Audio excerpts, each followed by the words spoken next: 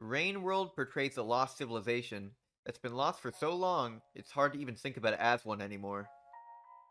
What's special about it is that the ancients sprayed graffiti all over the place, and that graffiti shows their hearts in a way the brick walls can't.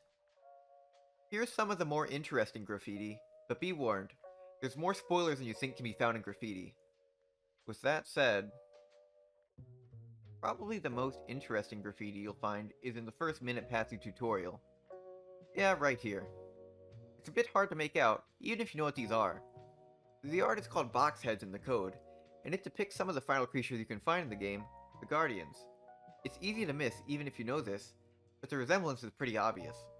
This is the only real recognition of the Guardians outside the depths. There's something else a bit deeper into Outskirts that might be just as interesting. This one is called God of Eyes. It looks a bit off, but it's definitely a representation of the rot enemies you can find much later in the game. Later, the Downpour DLC would add overseer projections that also suggest the Ancients knew about rot, but it was actually clear from the base game. The Ancients aren't the only ones leaving graffiti. The Underhang has a very long, difficult stretch, and the nearest shelter isn't obviously in sight. Fortunately, you'll find the shelter marked out with white graffiti. This is mostly associated with the scavengers, but there's none around in this area, and they don't usually mark shelters like this. So where's it from?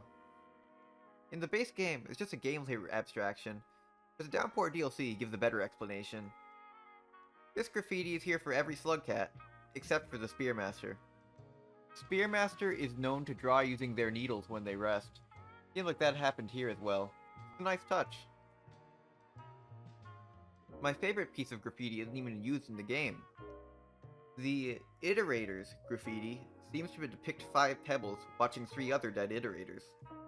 I can't tell you who any of them are, but I think I get the point of it. While Downpour says Sliver of Straw is the only Iterator to ever die, the base game implies others have. I don't think it's about that, though. Pebbles just sees the state of hopeless decay of the other Iterators, and he wants to escape it.